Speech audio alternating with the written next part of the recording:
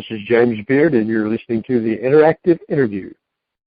Interactive Wrestling Radio.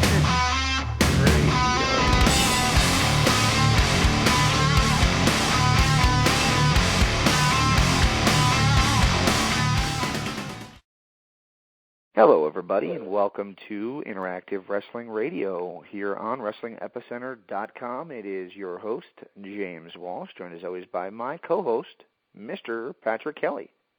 Yo, what's up? It's been a while. It has been a while. You know, we kind of took an unofficial hiatus there for a few, months, really. God, I think the last show we did, we talked about the Royal Rumble, didn't we? It was, I think it was in February, yeah. I know that we did the lead-in to the Royal Rumble, which was with Todd Kennelly, and then we did a Terry Sims interview shortly thereafter. I think it was like 2 or 3 weeks later than that, which is our usual gradual progression of things of late. Then I kind of just got held up doing all the news and at work and everything else that I got caught up doing, and I didn't get the opportunity to do one for a while. So yeah. Here we are. Yeah, I got on the phone, and you know, part of the reason that we didn't do one is I wanted to do this interview that we have this week, and I wanted to make sure that I did it justice. As I'm getting older, I'm starting to watch a lot of things that set me off. I'm becoming the grumpy old guy even more so than I was before. And I'm watching a lot of these guys do interviews, and this is true for James Beard, and I'll say this. He's done a few other interviews, and it's clear to me that the people that are interviewing him, they know who he is, but they did not read his book. And I kind of made it my mission to sit down and read this book before I interviewed him. And that's partially what held us up, if you want to get right down to it, because I am like SpongeBob SquarePants trying to write an article. I get sidetracked by anything and anything when it comes time to actually read a book. I'll read any random post by people that I don't know on Facebook, but when it comes time to actually cracking open a book, or in this case, cracking open the Kindle, I just find anything else to do instead. And it's not a review on the book. It's just that I'm just not that kind of personality. I am much more of a shoot interview watcher than I am a book reader. But with that in mind, I've read a lot of things that James Beard has written on kayfabe commentaries, as well as the Classics forum that actually ultimately got him in trouble with the WWE. JBL had got him to come down and referee a few matches for Raw and ECW back in 2006. And he posted about it, basically commenting on the fact that, you know, a lot of the internet fans kind of ribbed him, saying that he kind of came in there and started saying, oh, well, these boys don't know how to work. My old Texas wrestling guys, they knew how to work, and these boys don't know how to work.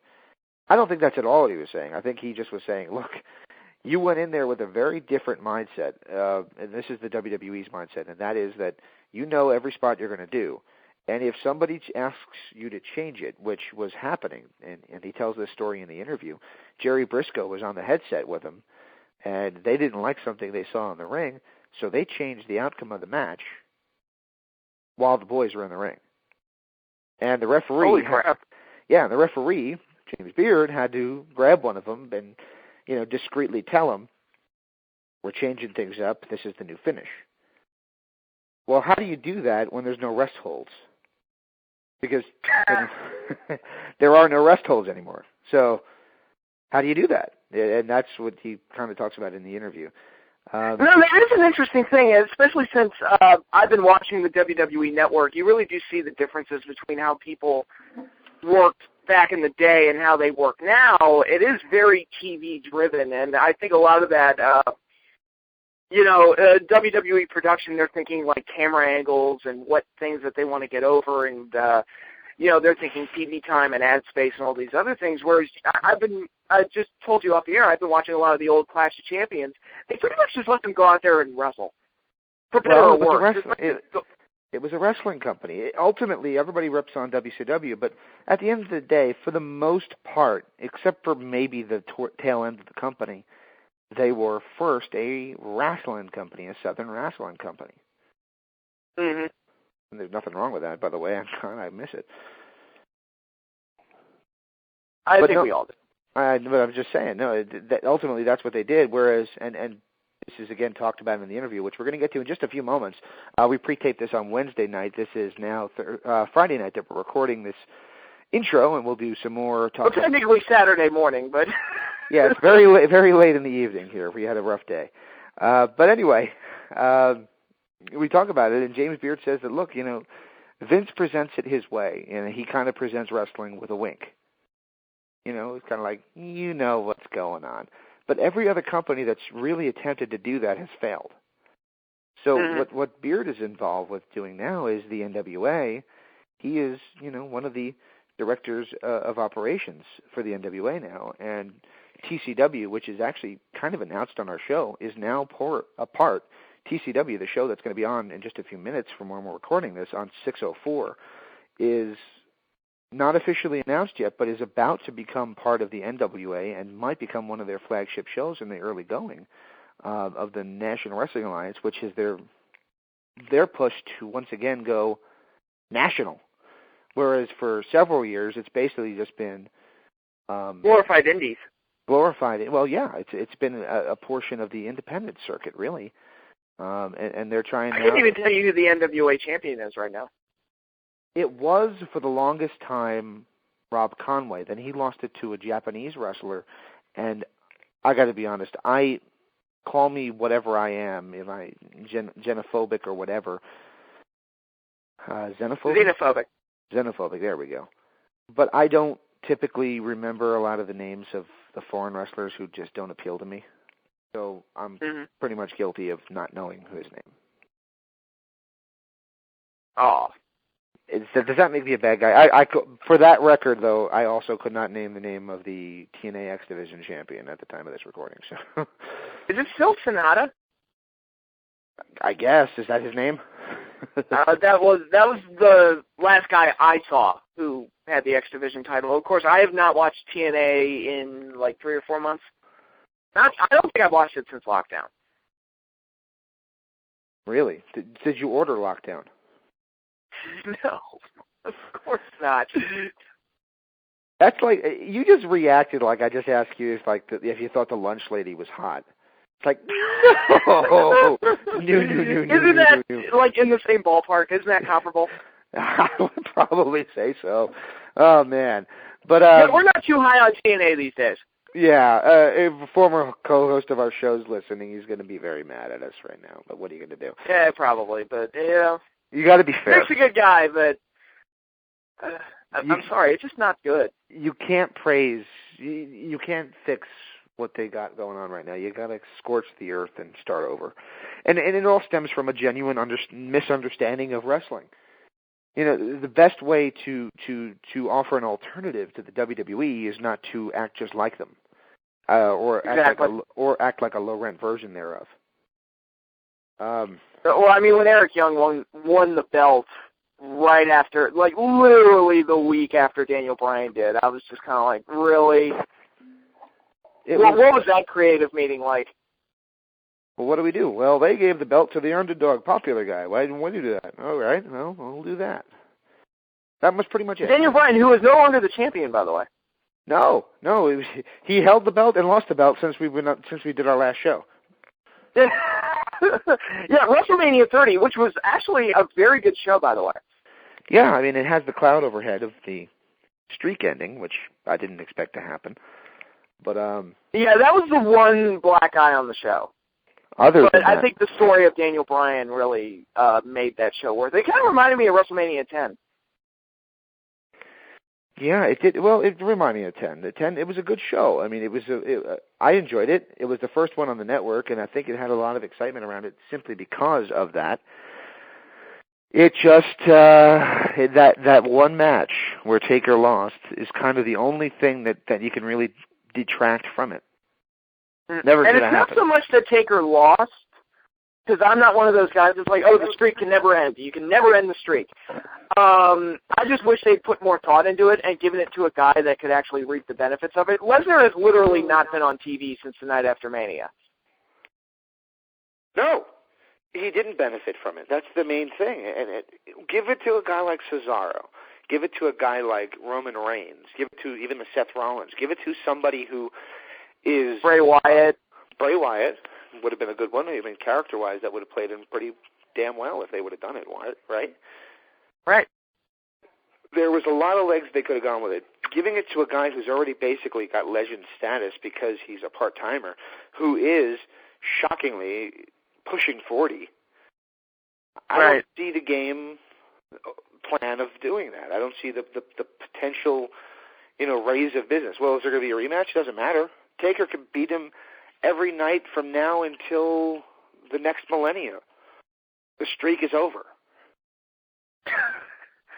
I'm under the impression that Undertaker's done, but I don't think you'll see him again, and I don't think you should.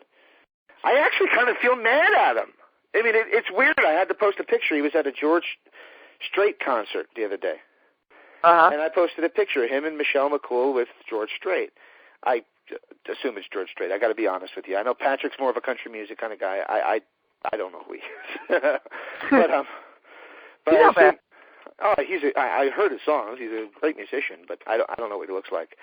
Anyway, though, I posted the picture, and I kind of was looking at him like, you're an asshole. How did you let this douchebag beat you? But I was mad at him. It's one of those weird things. Like, dude, you had to know that this was a bad idea. Why didn't you shoot it down? He went for it. I mean, and there was a lot of people trying to make logical sense of it after the fact, saying, well, he got concussed during the match. I believe that, but I don't think the plan was changed. No, I don't either. I think a lot of people would like to believe that the plan was changed because he got injured. I don't think it was. Oh, God, no. It's, I remember reading Foley's original book, and they talked about, and I don't remember what the exact match was, but and there was a joke where it's like, under no circumstances will this finish be changed. If he dies of a heart attack right in the middle of the ring, you better roll him on top of you to get the pin. Well, I mean, so that we get the finish that we want. SummerSlam 1997 comes to mind. Mm-hmm. Oh, God, yeah. Oh, that's probably the best example. Owen Hart and Steve Austin. Steve Austin couldn't move. Owen Hart basically pins himself to get the win for Austin. It's pretty pathetic, really, if you watch it back. Yeah, WrestleMania 19, Angle basically pulled that finish out of his ass. Yeah, I mean, again, talking about Brock Lesnar. That one doesn't blaringly stick out as, really weak.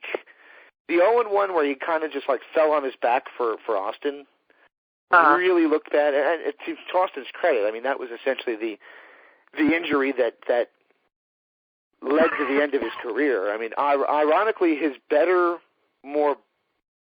bigger box office days were to follow, but his best ring work ended at that injury. You do agree with that? I do agree with that. Yeah, he wasn't. He worked a lot safer after that. I'm not saying Austin didn't have good matches after that, but of course not. Right. He wasn't the technical wizard, and he wasn't quite as daring as he once was. Well, and he never was Rey Mysterio, but he was a phenomenal in-ring talent. And, I mean, we talk about Steve Austin in the interview, which we probably should get to. But we talked about Steve Austin in the interview and how he came from the Dallas territory, and he learned how to work. Man. He learned how to work, and he learned how to do it right. And damn if he didn't do it right. The only problem was, like you said, he got that stinger, and that really kind of changed his path. I mean, some guys recover from it, some guys don't. We just talked about Brian Pillman a few weeks ago because it was his birthday. Here's a guy that had all the potential in the world and some of the best matches in WCW, and then he had the accident. And he finally got to go to WWE, again, higher profile matches after a massive injury.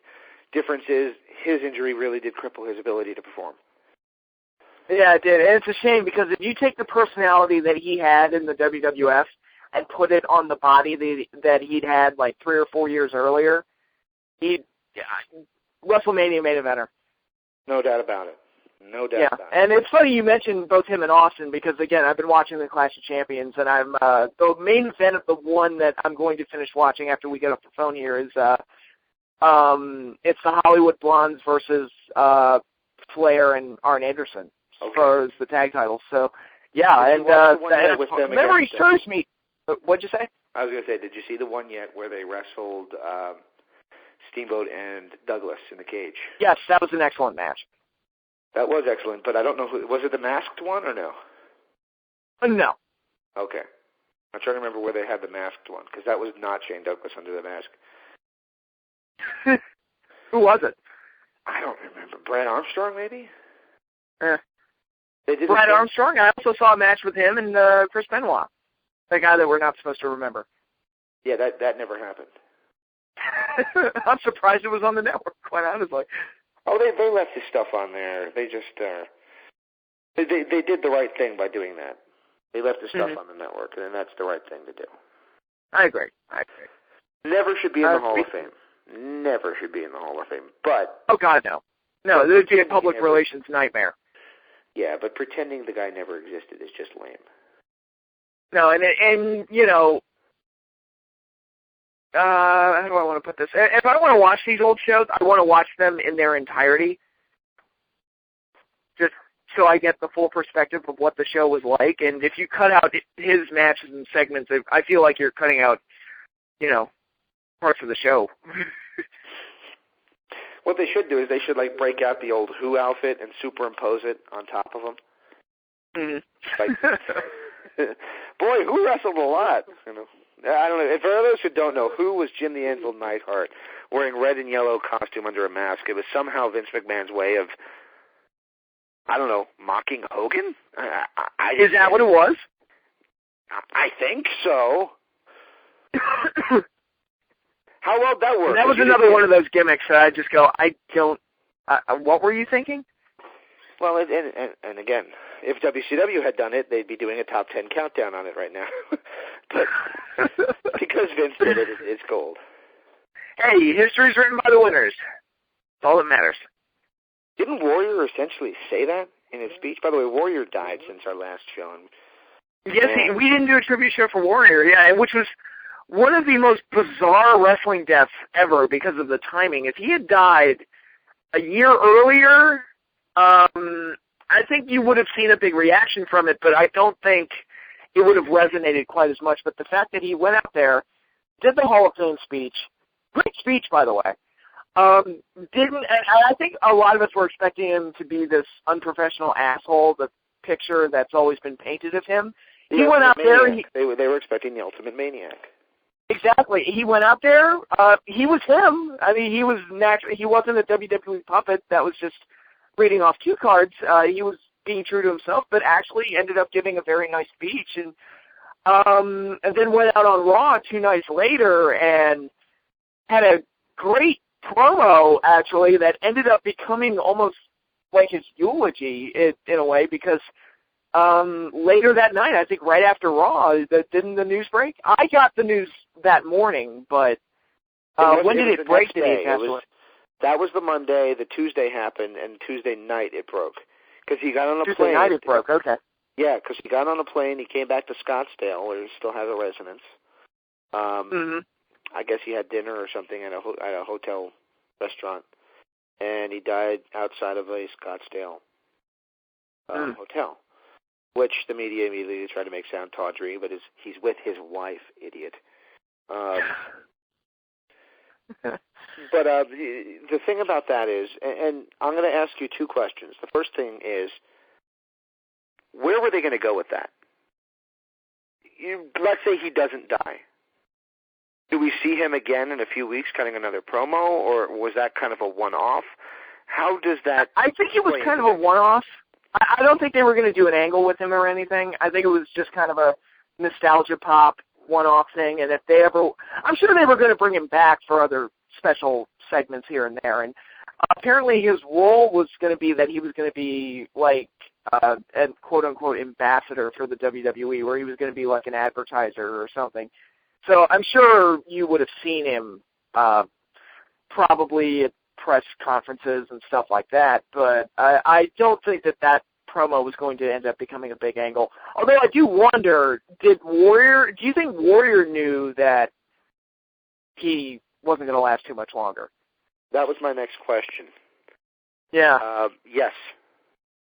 The short answer timing was so close that when I first saw the headline, my first thought was he committed suicide. The timing was just too convenient, yeah. But then when I first heard that was my first thought, but then the next thought was, but he said to his kids that the best thing he's ever done has been their father. So no man, and I can say this as a dad, days away from Father's Day, no man, no matter how rough life got, would kill themselves to not be with their kids, especially when they are kids. Mm-hmm. That I could not imagine Warrior doing that. So I kind of immediately knew that was not the case. I will say this. But then again, Chris Benoit. Christ, dude, he's the exception to the rule. I know. I mean, you don't want to believe that that's possible, but I believe it. There's some. Yeah. Look, how can I put this politely? Women are crazy. All right? Now, I mean this in the nicest possible way. Women are crazy. We put up with them. A relationship with a woman is a give-and-take experience. They give you all the BS and heartache you can handle, and you take sex from them. That's essentially what it is. You take all the shit that they can throw at you, and they give you sex. A give-and-take relationship. That's how it works. That's how a relationship with women work. They have said, and I can't remember the source, that they used to fight like cats and dogs. And Benoit had said that she was being the bitch from hell in the days leading into what happened. Women are crazy. Who said that? This has been reported by some people that had spoken to him. I want to say Elijah Burke, but I don't want to be quoted. So take that as you will. So apparently he said things like that, leading into the days that resulted in the murder-suicide. This is Benoit, by the way, if you're wondering who we're talking about. I can fully understand that he came home, they were bitching at each other, maybe she commented on something that Kevin was bigger, I don't know, just joking. Anything that a woman would use to strike at a man. The man overreacted, they got into a fight, somehow one thing leads to another and she's gone. I get that. It's not right, it's not good, it's not healthy, I can't excuse it. But I understand it. I do not understand Daniel. And that is why I can't watch his matches. It's it's all speculatory at this point. We don't even know what set it off. Look, I'm not saying that Benoit didn't do it. He definitely did it. There's no doubt in my mind. There's no word. Yeah, a lot of people have this grand conspiracy. Some wrestling fans don't want to believe that he actually did it. No, he did it. I don't know the circumstances of it or what caused it or what set it off or how far in advance he had planned out that he was going to do this. I really don't know. But it was certainly a dark place, man. Say what? We've taken this to a dark place. To a very dark place. Dark place. Well, like you said, though, I do know he did it, but yeah. Anyway, but Warrior, no, I was going to say, and we're going to get to James Beard in just a second. For those listening for the James Beard interview, thank you for listening to us kind of chucklehead our way through. But through Warrior, he had a tendency of saying the right things that were true, but being a dickhead about it. Like, you can read his comments about being a wrestler. Okay, I agree with that, but damn, you're being a prick. Politics, again, okay, I agree with that, but there's nicer ways you could have phrased that. It's just a lot of things like that. And that's how he dealt with business as well. Largely, he was right, but he handled things wrong. The last year of his life, he handled things right. Mm-hmm. Why did he handle them right then? Because I think he knew.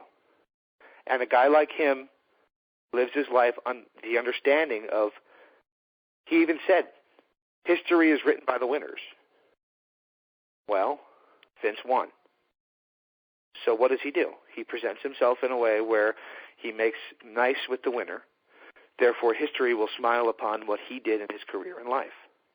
And it's amazing how it's amazing how it all turned out, because, again, a year ago, WWF, I mean, they made a joke out of the Ultimate Warrior. Like, we were supposed to just shun everything that he did and just forget that the character ever existed. And now he got tired when he ran to the ring.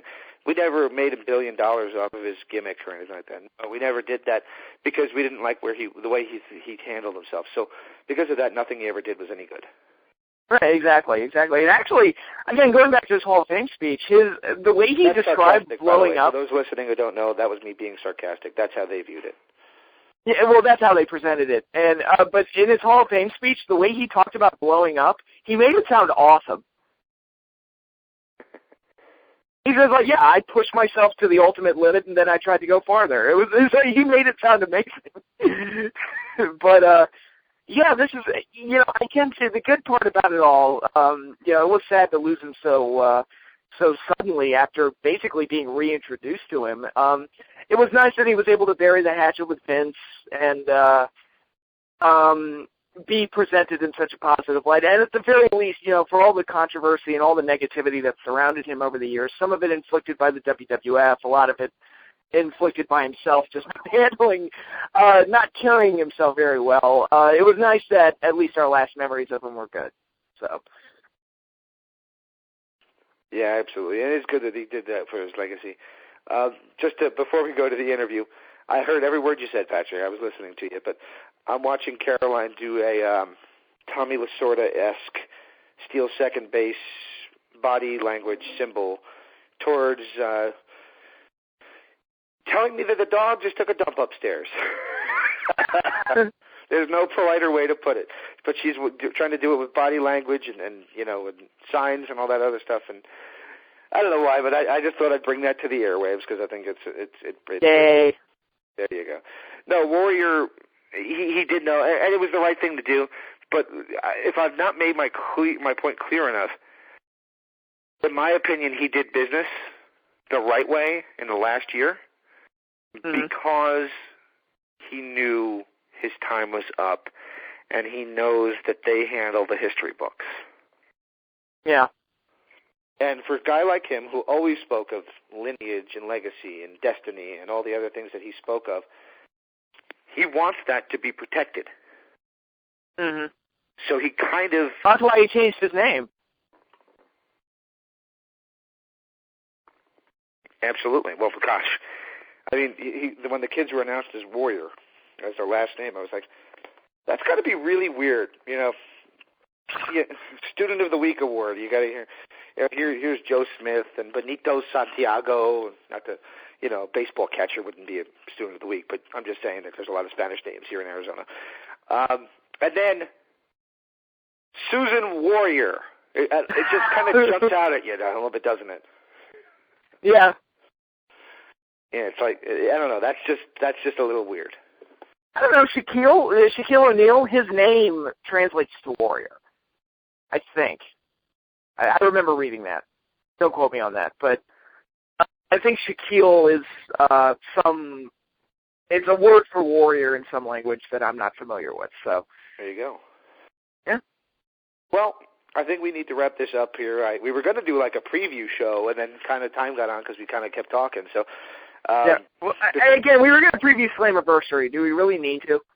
Well, let's do that quick here. Basically, the main event is MVP, who suffered a damn near broken leg in Japan, well, actually Europe, it was a European tour, is apparently going to, quote, try and make a go of it. Oh, no, he's not. They changed it. When did that change? Today? Yeah, TNA announced that. It's going to be a triple threat match in the steel cage. Eric Young is the TNA World Heavyweight Champion, versus the winners of the Samoa Joe Lashley match. I can't believe Lashley got another chance. And Austin Aries versus Kenny King. So the winners of those two matches will advance to the cage match. Okay, so MVP is no longer in the picture. Not for now, no. Okay, well, that's kind of a weight off, because anything they do could be better than that. And that's not a, well, it is a dig. He's not that good. I'm sorry. He's never been, and he was one of those internet favorites a few years ago that everybody was like, oh, he should get pushed. He's going to be a future world champion. And I always looked at him and I was like, I don't see it at all. It's not a race thing, because a lot of people take it as a race thing. There's a lot of talented. No, we like the Pope. The Pope, D'Angelo Dinero, there you go. We loved him. And that you want a guy that TNA dropped the ball with. You mentioned Elijah Burke. I mean, TNA, he really came to life as a character, and it just felt like they had no plans for him. Yeah, they ran into the brick wall, and they do that with so many guys. And it's not just Monty Brown, there was another one. Monty Brown, good God, they could have been their Goldberg. And yep. I don't know what the hell they did. And they didn't screw him up nearly as bad as WWE did. I mean, Marcus Corvan, what the hell is that? Yeah, but here's the thing. He never got over in WWE at all, so it didn't feel like a screw-up. Well, it's a screw-up that they couldn't get him over because he was good. I don't think they tried to get him over. Well, they didn't. I think they're just like, there's another body. Yeah, I don't think so. There's more to it than that. I think that to them, and it's the same with Chris Harris, I think the intention is, here's guys that are synonymous with our only competition. Let's make them look like dog shit. And that Chris Harris is like a Greek tragedy. His story, the fact that he's going to be remembered as Braden Walker more than anything else he did in TNA is kind of sad, because in TNA he was really good. He was a phenomenal worker. He had a phenomenal look. He had a lot going for him. Great tag team work with AMW. Then they killed him in, what was it, 2007 or 8 when they did the... Yeah, there was another one. They put him in the King of the Mountain match. He did really well. He had those awesome matches with Storm. And then it was like, oh, you got to lose to Black Rain now. And he never recovered from that, creatively. Nope. These things... Well, because they had to push Dustin Rhodes for the 80th time for some reason. Well, it wouldn't be bad if it was Dustin Rhodes of now, who looks great in the ring. It would be, it was Dustin Rhodes, who was coked up to get to the ring. Pretty much. And that's not a dig. He said as much. Yeah. He has said that in his book. He wrote that there was times in TNA that he had to get coked up to even get up to get to the ring. So that's crazy. That's how's their drug policy going? Just saying. Well, clearly they're not drug testing, because I feel like if they were, the writing team would have been fired by now. Oh, man. If you want to fix, there's been a lot of people trying to make heads or tails as to how to fix TNA and what's wrong with it, and I think it would be a lot easier to say what's right with it right now. But if you want to strip it all down, the major thing is this, and it's the truth. It all comes down to the money. Dixie's mom cut her off. Basically, they don't even pay the production crew until they get the receipts back from the shows. And that, which I'm sure those are huge. Well, I mean, maybe at the TV tapings, I'm sure they do okay, but the live events, I mean, you saw it in Maryland at the... No, I didn't see it. I saw the pictures that went out, but I didn't go to the show. It was the Baltimore Bay Sox Sports Arena. It was the Prince George, I think it's called, Prince George. Mm-hmm. Yeah. Stadium. Apparently for a baseball game, it holds 10,000 people. Obviously, baseball field bigger than a wrestling ring, so if it was capacity, they could have probably put seats down on the field and really done it. There was no cause for that. They quoted it as 200 people. That's generous. There was. Yeah, the picture looks like it was 60. I think 650 to 100 is more of a accurate depiction of how many people. Yeah, and I felt bad for Gail Kim, because she was in the picture, working a match. That's what I said too. It's like, here's like a world-class wrestling athlete. You could talk about, looks and all that, and she is gorgeous, but she's a legitimate athlete who has been world-renowned as one of the best in the world, and she's in such a shitty turnout, and it's not her fault. And it's like, you almost want to go up to her and say, you deserve better than this. Well, speaking of better, I mean, we hope that Jeff Jarrett's company turns out well. I don't know when they're going to launch, but we discussed that with James Beard, who's also, it sounds like they got a lot of the same ideas at the NWA. They want to do wrestling. Jeff Jarrett's been quoted as saying he wants to just put together a wrestling show and fill a necessary void that's missing in today's world. And you know what? If either of these companies succeed, I wish them both luck. The NWA has got the lineage. The unfortunate thing for them is they don't own their own tape footage, which definitely damages them, marketability-wise. But they got all they need name-wise. I mean, the name is familiar. If they were able to make something go of it, that'd be great. And Jeff Jarrett's company, I mean, Jarrett is serious, and he's got his country music friends, and Hermie Sadler, the race car driver. He's got the donors. So something's going to happen here, and I mean, who knows? Maybe TNA will sort it out as well, and we'll have three viable companies again, or maybe they'll go under, and we'll be looking towards the NWA or Global Force for a secondary company. I don't know. Well, I mean, are we at that stage where we're talking about the end of TNA? You would think so. At this point, I don't know how they're still going. I mean, it's like I'm just sitting here thinking about like, how is that show still alive? Well, I mean, if they don't turn out good at this Manhattan Center shows, which are interesting because I mentioned this online and nobody seems to be going with me on it. The early Raws happened at the Manhattan Center, so if you could take that crowd into that environment and pump it into a TNA show, could be interesting. But you're going to get a lot of smart marks there. Oh yeah, have fun with that. Yeah, that has the potential to be brutal. Yeah. So I'm going to be looking forward to those shows just to see what the crowd does. But who knows? It's gonna. Yeah, I don't think it's going to be pretty. But who knows? All right. Well, speaking of pretty, James Beard's hair. No, I'm just kidding. I teased him during the interview. James Beard, by the way, had long curly locks, which for a referee was pretty much unheard of. Doesn't have them anymore. Obviously, gotten older. Looks change. But a great interview with the guy. His book is out now. He will be actually not calling, but actually reffing a match with two guys who are going to be at the TNA Slammiversary pay-per-view. He'll be in Galveston, Texas on July the 12th. You can check that out on Facebook. Just search for James Beard. And basically, he's going to be appearing there as the referee for the Von Erich Boys match. TNA's doing a wise thing, trying to bring some local megastars, which obviously the Von Erichs in the Dallas-Fort Worth area would be. I'm not sure how much it'll do during a crowd-wise, but it's certainly a right thing to do in terms of giving these kids their first real national exposure.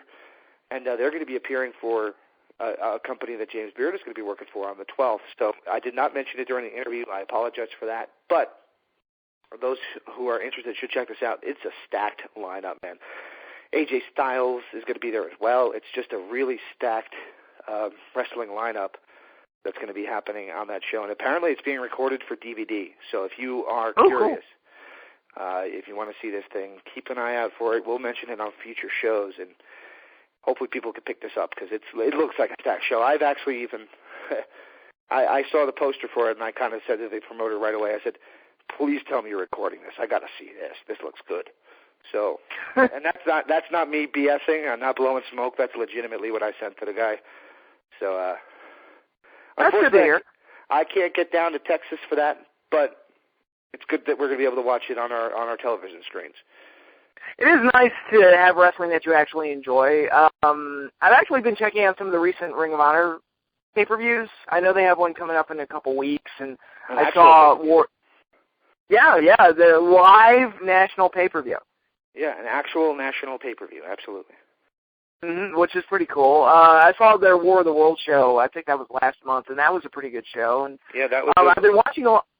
That was the one with the New Japan stars. Yes. Liger still looks good. Yeah, 49, still doing it. Yeah. AJ Styles was on that show as well, and I've been watching a lot of NXT. I don't know if you've seen any of it, but have you seen Tyler Breeze at all? Yeah, I like the kid. I really like him, and I've only seen him wrestle the one match, but I was just blown away. I was like, wow, I can't remember the last time I was this sold on a guy after only watching him once, but I think they've got something there with him. I'm so on the fence with NXT as a company, not a company, and that's exactly what I'm talking about, as a product, because I don't like the idea of Vince owning the world, and I don't like him owning the quote-unquote secondary company or the training grounds or the territories. I don't like the idea of that. But I do got to give them credit. They've managed to actually take their secondary product and make it feel completely different, as opposed to it being ECW, which is obviously just a shitty version of the WWE, which they did in 2006. Yeah. They've actually managed to completely give it a different feel. Yeah, you think that's Dusty's influence? Probably. Yeah, it's because I made the comment when I was watching TakeOver that I feel like I'm watching a show from the 1970s, but with like a more modern and flashier look, and I kind of like it. Well, I like that. My CD collection is what? It's guys doing classic rock with a modern feel. That's my CD collection because, they got it right back then, and I don't like the crap that's going on now, so that kind of sums it up. So yeah, I like that feel to it, and TakeOver was a great show. We didn't really get a chance to talk about it this week, but that was a great broadcast. And, for all the crap I give to Flair, most of which is deserved, his daughter looks like she's going to be a diamond in the rough. Yeah, they've got a nice handful of talented girls down there in NXT, and it's really makes you feel good about the future of women's wrestling in the WWE because we're so used to the Kellys and just the model types and them just going out there and having the same match over and over and over again. If they can bring those girls up in NXT and interject a few more solid talents, maybe they'll be okay. Unfortunately, Paige isn't doing all that well, but no, well she's young and too young. I don't even know if it's her fault. I think they gave her the belt too soon. Well, what do you do? If you get the belt, where are you to go? Down. Exactly. And nobody knew who she was, and they just like, oh, you're champion now. Here you go. It's the Justin Bieber effect. If you get the world too young, you have nothing to do but fall. Right. It really is. But anyway, we've kind of gone way off track here. James Beard's book is out now. I have the Kindle version. It goes against everything I believe in, speaking of music. Reason I say that, I like to have something tangible. I've always said that's the reason I never went to a tablet is tangible. Well, yeah, I guess it is. But I like to have something on the shelf to say that I... Yeah, I know what you mean. Exactly. Still own it, which is why I never went to a strip club, honestly. I never saw the appeal of throwing money at something and then not having it later on. And frankly, a stripper would take up too much shelf space. So, anyway, you do it right. Maybe get that contortionist one that poured the horse manure on Randy Savage's head. For those who remember that weird 99 angle with WCW. You're going to have to narrow that one down. That weird angle that WCW did in 99. Oh, which one? They did a lot of them. Nash brought a contortionist down in a duffel bag. He carried it down to the ring like he just had arrived at the arena. Savage came down, chased him out. He had fermented horse manure in a bucket. Nash ran out of the ring. And Randy Savage like, yeah, it's fermented, yeah. And then as Randy Savage is cutting a weird promo on it, talking about how fermented the poop was in the bucket, the contortionist, you see her hand stick out of the bag and unzip the bag and come out and grab the bucket and pour it on Savage's head. This was around the time of the Hummer incident, so. There you go. Speaking of weird angles, did they ever say who drove the Hummer? I feel like I've asked you that question like a million times. To put an end to the story, they said that Bischoff did it at the April 10th Nitro, which is when Russo and Bischoff came back. They kind of, to put an end to it, they said that he did it because they hit Hogan with the Hummer as well. Mm-hmm. But that storyline, without stretching it, no, they never did. It just kind of went on forever. And it didn't matter anyway because Nash came back 2 weeks later or a week later anyway. So it was like, this seems fine to me. Who cares who did it? I think he was back the next show, wasn't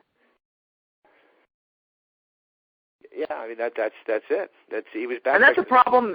I noticed that problem with a lot of modern day wrestling, where a guy will get beat up or hurt, and he'll be back like the next week, so it doesn't even matter. So yeah, Cena in the spotlight, but he was stumbling. Well, that was the worst. And sometimes you get into that Zack Ryder phase, or even more recently Daniel Bryan, where they get beat up every week. Well, and this is the last thing I'll say, and then we've got to get to James Beard. Hogan did an interview, and he got caught flack on it on the Internet, because he said that Daniel Bryan's going to run into trouble because he's a smaller guy wrestling against the bigger guys. He's getting thrown around a lot. He's going to ultimately end up getting injured, and it's going to cause him a lot of havoc. What happened?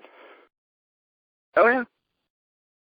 Yeah, hopefully Daniel Bryan comes back and adjusts, because obviously, in a way, the timing of the injury was actually quite good, because he was smack dab in the middle of a horrible, horrible feud with Kane, and that being put on the shelf was actually not a bad thing. But hopefully Daniel Bryan's able to come back from this okay, and, Yeah, but the question is, when he comes back, will he be able to re-seize his spot that he had, is the question, or is it over? That is the question. I assume, because they put so much into him, that they're going to try and at least rekindle the magic when he comes back.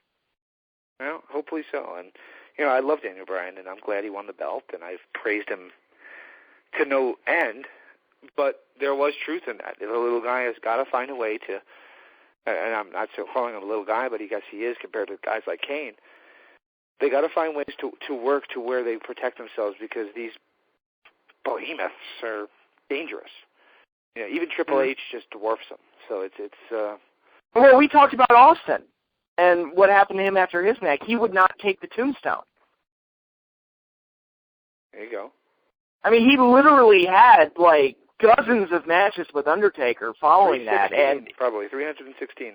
Exactly, yeah, and he never once took the tombstone again. There you go.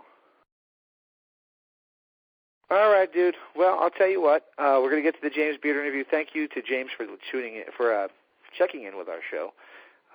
Hope everybody's enjoyed listening to us kind of yak. Enjoy Slammiversary. Enjoy Father's Day. If we don't get to see you before then, have a good 4th of July, and we'll be back very shortly. We're not going to take as long of a hiatus this time between shows. We're not? Cool. Yeah, I'm going to try and get a couple of guests coming up. I've been talking to some people on Twitter and Facebook, and they all seem eager to get on the show. It's just been a matter of working it out scheduling-wise. Okay, sounds good, man. All right, man. We'll talk to you soon, and everybody should tune in and listen to this James Beard interview. Again, check his book out. It's on Amazon.com. Type in James Beard, and it's just a great, great book. Sincerely enjoy it, especially if you are a fan of the Texas area wrestling, which I am, majorly. It's bizarre. I grew up in the shadows of Giant Stadium, and yet I hate the Cowboys, don't get me wrong, but I love Dallas wrestling. I love the way that they presented themselves. I love the way that style of wrestling was presented. And that goes from world class to USWA, Dallas to global. That stuff was just gold to me. And if I watch 10 hours of wrestling in a week, usually it's good, at least 1 hour of it is watching some of that stuff from Dallas.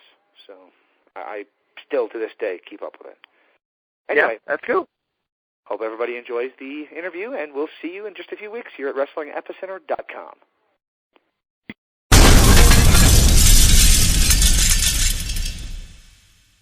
This is Doyle King, and you're listening to the Wrestling Epicenter. Hey, everybody out there, this is the franchise, Shane Douglas, telling you that when you want the lowdown, the best, the very bottom line of professional wrestling information, you got to listen right here. Interactive interview. Hey, guys, this is Taylor Hendricks, and you are listening to Wrestling Epicenter. Check it out.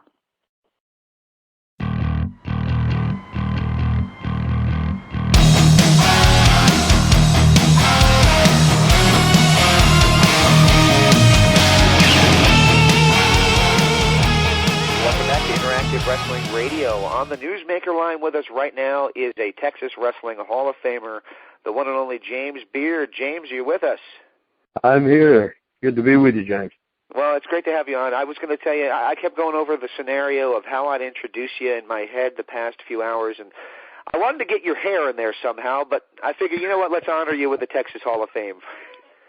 Well, I've caught a lot of grief over the hair in the last few months, especially with them showing all those ESPN Classic global and USWA shows.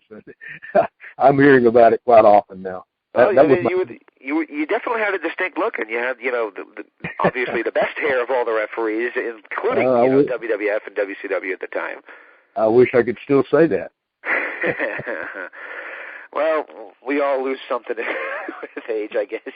I've already started to show mine, and I'm like, oh, no, don't do that to me, but there you go. Yeah.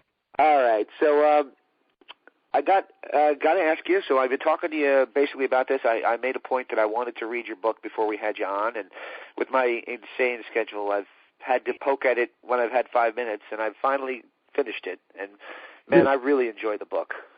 Thank you. Appreciate that. And I guess the first question is the standard question, is how did the book end up coming to be? Well, it was a long process, actually. I'd never had really even given any serious consideration about writing a book. I never believed that anyone would want to buy anything that a referee or somebody in my role would write about. And I started writing a few stories here and there for different publications and a few websites. Over the years, people have asked me about, why don't you put that in a book form? Why don't you write a book? Why don't you write a book? And I'm, like, yeah, no, I'm not going to do that. Finally, actually, Dutch Mantell had a lot to do with it. He kind of encouraged me to do that. He had written a couple of books. And Mark James. I hate to have to tell people, but for those who don't know, that's Zeb Coulter. But, yeah, Dirty Dutch Mantell. Gotta love him. Right. There you go. He's Dutch to me, but kind of like, it's kind of like Mankind and all those other names that Cactus exactly. has. JBL, he's still Cactus to me. That's the way it is with guys. But anyway, Mark James and Rick Gross, who is an editor for Mark, called me and talked to me a few times, and they finally convinced me to make an attempt at it. So I started writing, and after about 3 years, Mark told me, he said, we got to stop this somewhere. You got about 600 pages. Oh, I didn't know that. And so he ended up actually kind of arranging the book in the form that it's in now, and did a wonderful job with it. And so we got this book, and then another book that we're planning on releasing probably around December. Very good. So you're going to put another one out, okay? And you, in previous interviews, you've said that this one, and it focuses a lot on the guys that you had the occasion to work with just a little autobiographical information put in there. What will be different about the second version of the book, or is it going to be kind of like a continuation of the same? No, actually, it'll be a little different. There'll be a few stories, and like I have in this book, about some of the personalities that I work with, but it'll focus more on the promotions I worked with and my time I spent in Japan, and a little bit more about Global in there, and Eddie Gilbert and the time I spent with him, and also there's a chapter in that book in the coming book about the USWA and how I was involved in that fiasco when it finally crashed to the ground and all that. But, there you go. I got a question about that coming up too, because I've boned up on a lot of things here. But I mentioned the book, but I haven't mentioned the name. It's called The Third Man: My Life in and Out of the Ring, and it's available now on Amazon.com. I bought the Kindle version, which goes against everything that I believe in. But it's just I was more likely to have an electronic device with me than carry a book around. That's why I went with it. They're really handy, aren't they? Exactly. So that's why I went with that one, because I did want to read it, because I was really excited, because I posted on the newsline when I saw that you had put together the book. So again, thank you again for joining us, but to promote it, because I hope everybody does check it out. Thank you very much. I appreciate it. It's been it was a work of love after I got into it and got kind of involved in writing and I enjoyed it and the process, and I've been enjoying the response from people so far. It's been, as far as I know, it's been 100% positive, and well, I've been really blessed for that. And part of the reason I was excited, not only because you stand out as a character from Global, which is Global and USWA and World Class and the whole Dallas area, you stand out as a character from there. But I also had seen your posts on, kayfabe memories and things like that, where you really had put forth a lot of your insider views. So I knew that a book written by you would have a lot of that stuff that you might have kept off of there, or maybe not have been quite as you might have been more forthcoming in the book than on a free online source. So it definitely delivered. Right. Yeah. I actually Kayfabe Memories is where I first started writing some stories. They had a section in the original website that had stories from different areas of the country, and he had different guys writing from about the different places. And he had asked me about writing about Global. And so I started writing some of those stories, and some of the book came from some of that. And that's really kind of, I guess, what piqued interest in me in putting a book together. Very good. Well, we mentioned you're a referee, and your approach to refereeing is a little different than others, which is probably why you stood out a little bit more than others. You're a little bit more aggressive, a little bit more in your face. I guess my question is, where did you adapt that style from, of being that more in-your-face, noticeable referee, as opposed to a lot of the other referees, fade into the background and you only know they're there when they're counting? That's a hard thing to say, because I've watched a lot of different people, and I can't say that any one person really influenced, how I approached the role. I guess I take it pretty seriously. I believe that rules are important in wrestling, and I believe that having someone who appears to be trying to enforce the rules, and I mean that equally on both sides, the good guys, the bad guys, it doesn't matter, is an important role, and it's something that I think is missing in the product right now today. And I just, it was just kind of the way I feel. I don't know, it was a natural thing for me. I felt pretty natural in the ring the first time I ever got in there. I'd been used to being in front of people because I was a front man for a band for a long time, and that's how I ended up getting in this business, actually. So I guess being in front of people wasn't a problem, and then I was athletic. I played sports in high school and college, and went to college on a baseball and basketball scholarship. Wow. Okay. So I don't know. It's just something that just came natural to me, and the way I approached it was just something that felt good, felt right, and it was effective. Evidently, I've been pretty lucky with it so far, and most of the guys that I've worked with seem to have liked the way I approach it. So absolutely. I don't know. If it's unique, it's just because it was a natural thing. It's not anything that I conjured up or anything. Is that you mentioned you were a frontman for a band? I guess that's where that explains the hair. Am I correct? Well, actually, yeah, that's true. I had the hair. In fact, I was still playing music when I first started in the business. I was kind of doing both at the same time for a while, and so I was bouncing back and forth between the two genres. And the hair was it was partly that, and partly just the sign of the times too. If you go back, you see a lot of the mullets or the hair, in those days. A lot of the guys had something similar to that. But, absolutely. I'm not going to pick on you about your hair anymore. I thought it was cool. That's okay. I'm not ashamed of it. Like I said, I wish I could say I had the same thing now. There you go. So I watched some clips on YouTube leading into the interview. Obviously, I had seen your career, but I wanted to bone up, and I always do that. And I saw something that I had never seen before, and it was a clip of you becoming the matchmaker for the USWA. And I assume, based on the, frankly, cruddy quality of the video footage, that it was probably prior to Global. So my question for you would be, obviously it was when you were working USWA that you probably met Eddie Gilbert, that is. But what was that all about, working as the matchmaker for USWA, and how long did that last? Yeah, actually, that came after Global. Did it really? See, I stand. Yeah, the clip you saw may have just been a bad copy or something. That it was actually one of the Memphis TV studio shows that you were seeing there.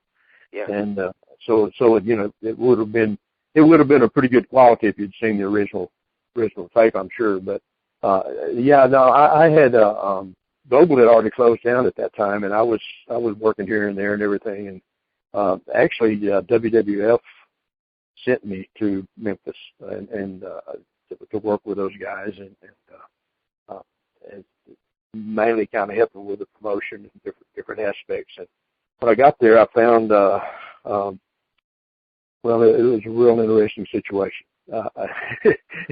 It'll be in the next book in pretty much detail, but there was a guy that had been brought in there that was running the business that actually he's the guy that actually hired me, but he turned out to be not a very nice person. Oh boy! And anyway, I was brought in originally to help with the booking and help with trying to work with some of the live shows and that kind of thing, and they decided they wanted to put me on TV as a matchmaker, and that's where that role came from. So I was working behind the scenes, but they created that character as a matchmaker for me to be on TV and kind of be a guy of authority, that kind of thing, like that, kind of like the commissioners they do now. Yeah, nowadays. in today's vernacular, everybody's a GM or commissioner or whatever they want to call them. There you go. See, I stand corrected. See, you correct me. Well, I don't usually get stuff wrong. Well, that was actually, I think, in 1996 or 7 when I did that, and then Global had already closed. Yeah, absolutely. Yeah, that was.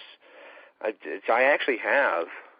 And I'm not lying about this, on the shelf next to me, I have the entire year of 95 USWA into 96. So I'll have to go back and watch some of that stuff and bone up, because obviously I missed some stuff when I... Yeah, a lot of that, those 2 years would probably be leading up to when I came in there. I was there when they were doing the ECW USWA feud. That's right. I've seen a lot of that, because I had the benefit of growing up, and it's strange because I'm a diehard Giants fan. I grew up in northern New Jersey in the shadows of Giant Stadium.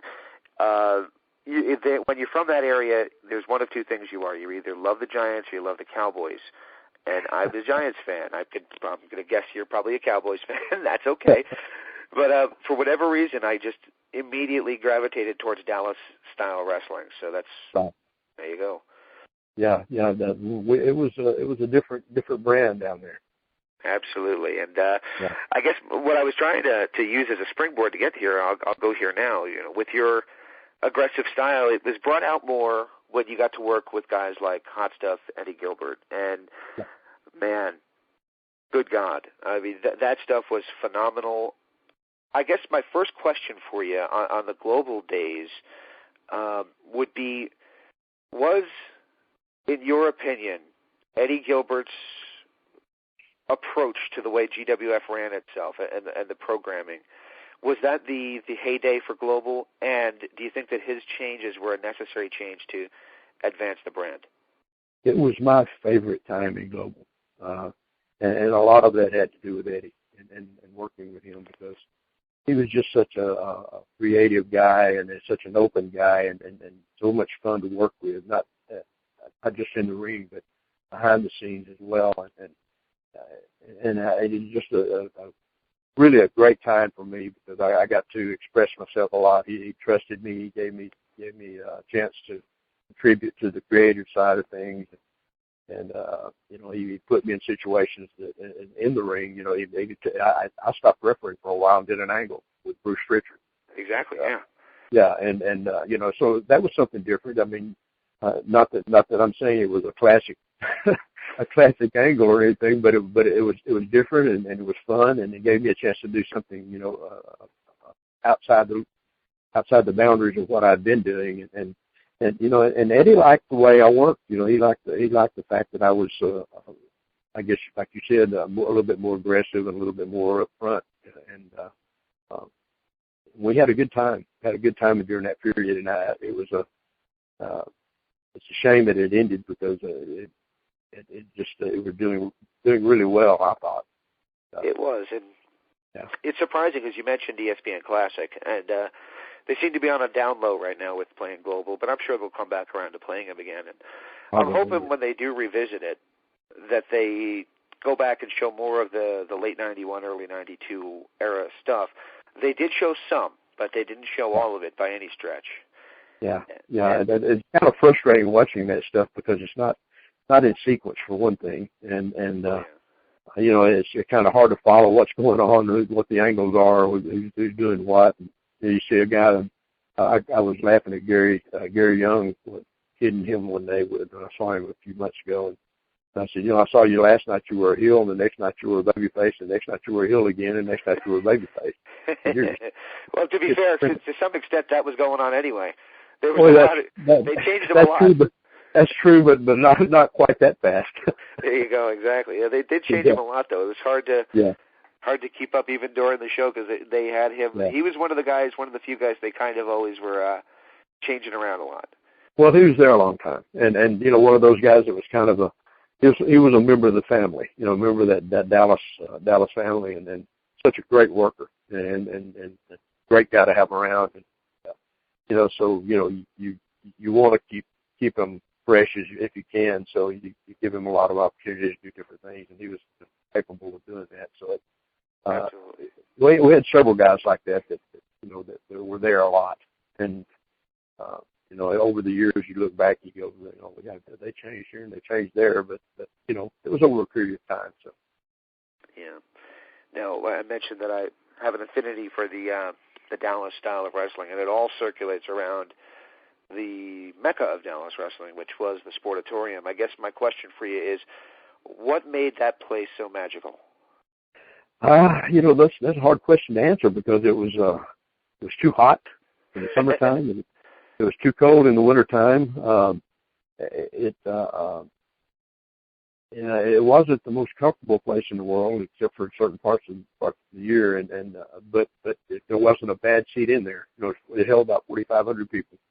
And you could sit in the very top, and it had a great seat. The atmosphere was something that you just can't manufacture. I don't know how to explain it other than the fact that it was just a magical place. Ugly, it wasn't a pretty place, but my goodness, what a feel! When you walked in there, you just knew you were at a place that was special and meant to be what it was. You have wrestling in there, and of course, they used to have music in there also. Yeah, I think Elvis played there, didn't he? He absolutely did, yeah. And it was kind of fitting, it just had that kind of atmosphere, that was just special. You just knew you were in a special place when you were there. And it's hard to describe that feeling, climbing up in that old ring and being a part of that history. It's something that I hold dear now. Exactly. And, I made the mistake of when we interviewed Doyle King back in September. I made the mistake of Googling the Sportatorium to find some pictures and found some really awesome pictures, and then I saw the weeds that are there now. Yeah. It's kind of like it's heartbreaking to look at. It really is, and I know guys that go there now that never got to work there, or maybe grew up watching it on TV and got into the business later on. And they go by there and take pictures out in the middle of the pasture, that's there. And it was just a special place, and I tried to be descriptive of it in the book a little bit. It's really hard to capture exactly what it was, but I tried to give a little bit more insight to what it was like. It was every Friday.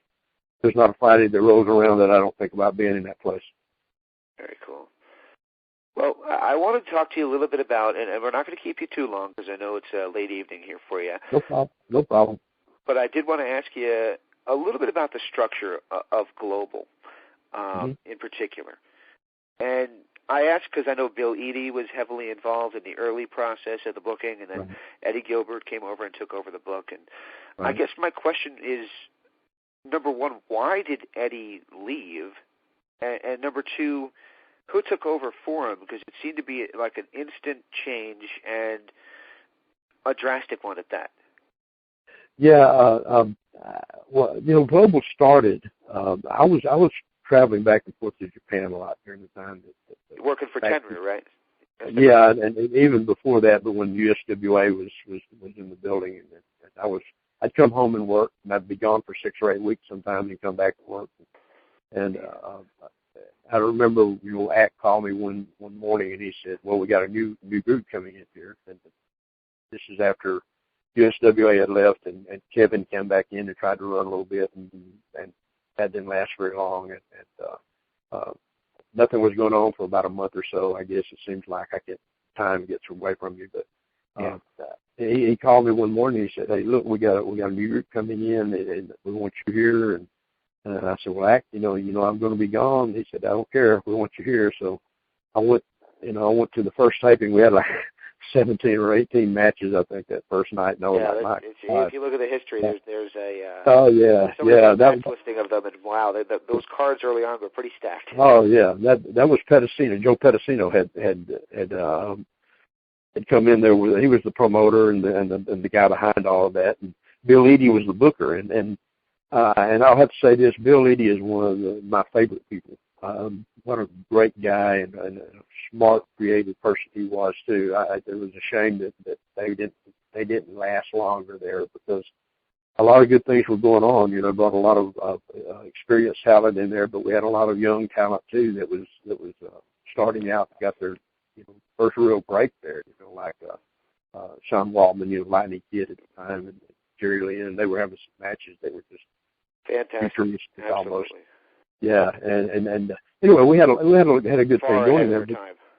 Yeah, they really were, and they then they ran out of money, and is that what happened with Bill Eadie as well? I know Joe Pedicino left because he ran out of money, but yeah. I mean, Joe brought Bill in, but Bill was working for Joe, and when Joe ran out of money, then Bill left, and Max Andrews, who was the syndicator, actually kind of took over the promotion at that point. Exactly. And I'm not sure exactly all the legalities, as far as ownership and that kind of thing goes, but Max was the guy, and he somehow.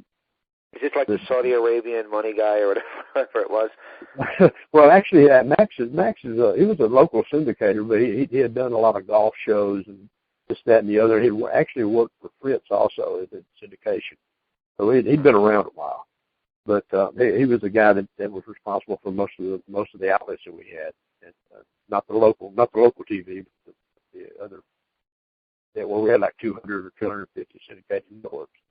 Yeah, and not the least of which was ESPN, which was plus that, and he was the guy that had that direct contact too with ESPN, and somehow I don't know who exactly contacted Eddie, or originally I remember Act called me one day and like he always did, and he said, "What do you think about bringing Eddie Gilbert in?" And my first reaction was, tomorrow would be good, that'd be, and so Eddie came in to book, and we had that little run that we had there that we talked about earlier, and it was a lot of fun and very successful. And brought Bruce Pritchard in for a while, and he had been right off of being working for WWF. It was white hot. I know Brandon Baxter did like the kids beating on that, but there was truth to what he was saying. When I went to school, all of us wrestling nerds got together at the lunch table, and of course we talked about whatever WCW was doing and whatever WWF was doing, but Global was in the conversation, and that was a big thing. Yeah, and the frustrating thing for us at the time was, and for Eddie too, was that ESPN was, they showed us like at 3:30 in the afternoon. I don't know what time it was at your place, but it was down about here, 4, yeah, something like that. And they had some restrictions on some of the things we could show. So if you watch some of those ESPN tapes, you'll see them cut away for this and cut away for that. You know, at times when you think like, what are they doing? You know, why aren't they showing this? See, about the chair shots or anything like that. Yeah, or blood or whatever, and that was ESPN's doing that, and Eddie was getting frustrated with that for one thing, and that was part of it, and we're starting to get a little interference with the creative process because of that and some other things, and as it happens, you know, it came to a boiling point, and Eddie finally just said, well, screw it, I'm leaving, and he took off. And so that's how that happened. And then Max Andrews kind of ran the show for a while there. They turned the booking over to Act, and then when I was in, I tried to help Act as much as I could. But like I said, I was gone quite a bit. Yeah. Then Ray Pearson bought the Ray Pearson bought in, exactly. Yeah, there you go. Yeah, and after that, we ended up getting Channel 11 back, which was the mainstay in the area when World Clash was so hot, and right. which was that was a big deal. And we got our time slot, everything. It was what about time frame with this? I know you have mentioned previously that you're not great with dates. But... I'm horrible with them. I'm going to guess probably 92. 1, 2, I don't know. I can't remember. Listen, I was going back and forth to Japan almost monthly, so I'm still jet lagged even from that. That was in the 90s. So you know. Exactly. Yeah. Yeah, but I'm horrible about dates. But this was the latter. Well, the last 2 or 3 years of Global was under Ray Pearson.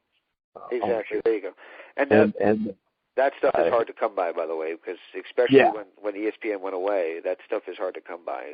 Yeah, and you know, and we did some good stuff. There's some things I'm really proud of. It started out really good, and Gray, you know, God bless him, I love Gray, but he was like a lot of other people that have gotten in wrestling promotion. You know, he decided he wanted to be part of the Act. You know, and we started to kind of, I thought, trying to emulate too much of what was going on in Vince's promotion for a while, you know, doing some silly stuff that I didn't particularly care for, and Hack didn't particularly care for, but we worked around some of it, and you know, that lasted for a while. We did good radio right up till the close. I mean, we were doing like 60s, and which is not bad. And no, not at all. Yeah, our TV was doing really well. We weren't doing much as far as house shows to go. I remember, Yeah. Again, I grew up in northern New Jersey. I'm in Arizona now, so maybe I would have had a better chance of getting it out this way back then. But in northern New Jersey, it started to be where after ESPN, there was a lot of different fly-by-night sports channels, and occasionally you guys would just be on, and it would never seem to be like okay, 6 o'clock on Sunday they're on. Okay, I get it. You know, it was always kind of weird times. Yeah. That was one of the problems we had. We didn't have anybody really taking care of the syndication the way they should have. Max, when Gray bought it, he just turned it over to him, and we didn't have anybody that was really qualified to handle it the way it needed to be handled, sell the ads and that kind of thing.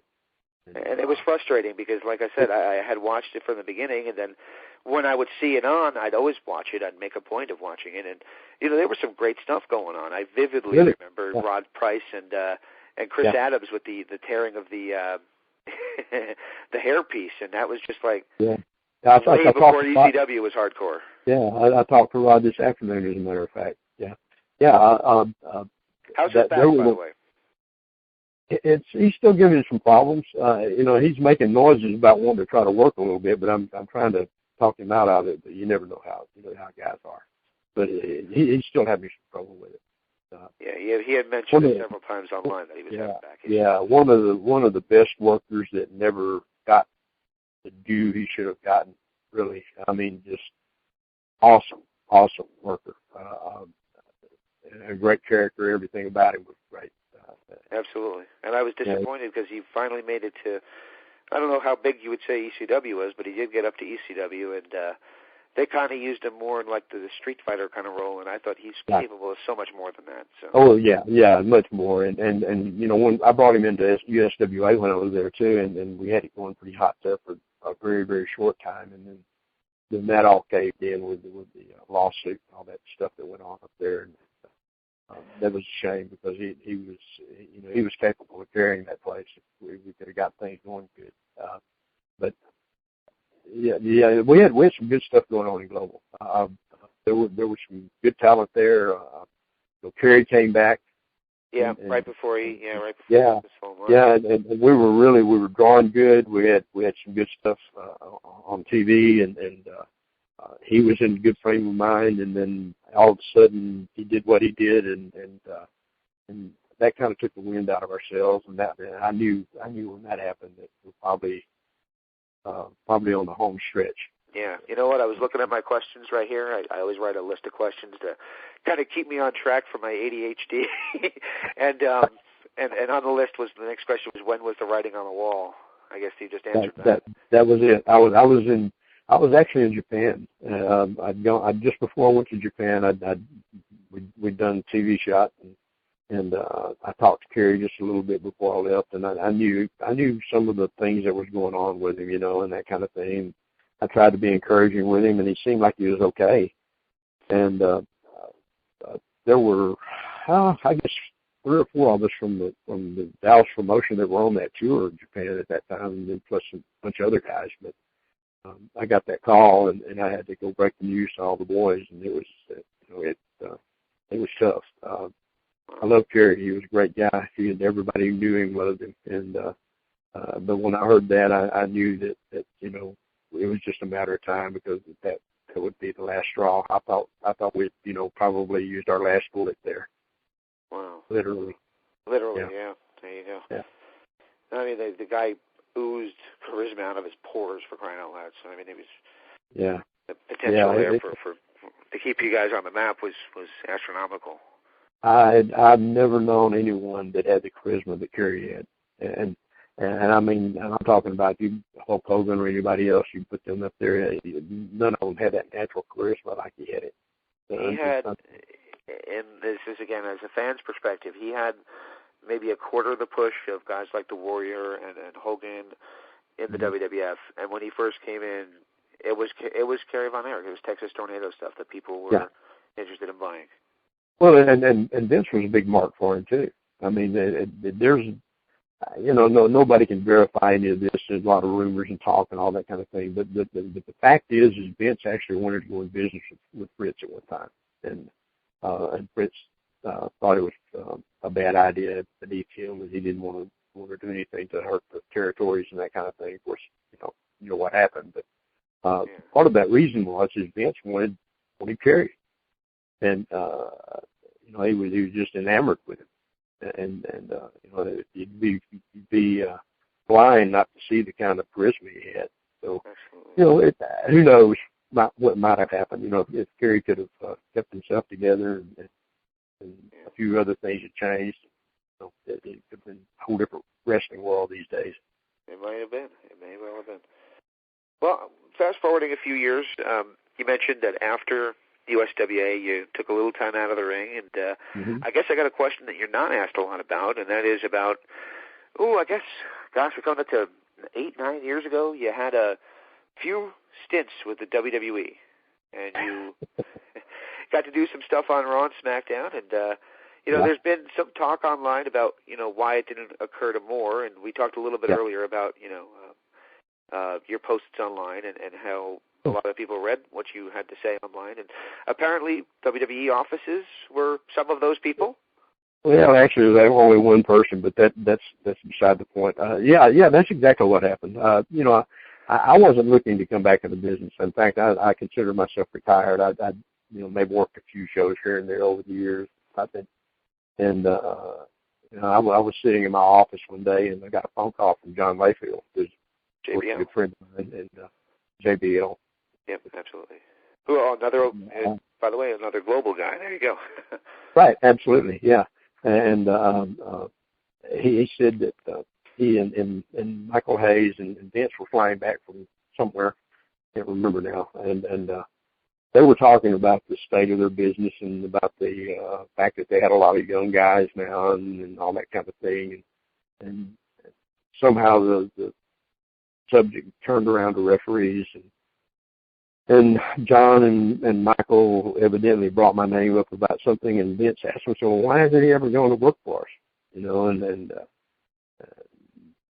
that kind of went back and forth a little bit, and he said, well, call him. So John called me. And I told John then, I said, yeah, I'll talk to him. I mean, I've got my business here I've been building, and I'm really happy being at home all the time and all that kind of stuff. And I don't really want to go back on the road and all that. My goodness, I was retired. I consider myself retired, and I didn't have any desire to do that. But anyway, I went up there and I did actually did all 3 TV shows. I did SmackDown, I did Raw, and I did ECW. And this is all in that book too, and the current book right now. I just really got a bad vibe while I was there. I didn't. The minute I walked into the dressing room, I was really disappointed. That wasn't like any dressing room I'd ever been in. It was very tense, very. I don't know. The guys seemed like they were really almost walking on eggshells. Yeah, I was about to say that. Yeah. Yeah, and a lot of the guys I knew were even like that. And I just kind of like, yeah, it's weird. And I was already having second thoughts, before we walked out there the first time. And I went out and I did the job. And then the last match for ACW was a very interesting situation, which I described in the book too. Right. The match, right? Yeah, you got these earphones in your ear, and they're talking to you. And Jerry Briscoe was talking to me on the second. I'd already done one match, and the second match was coming to the ring.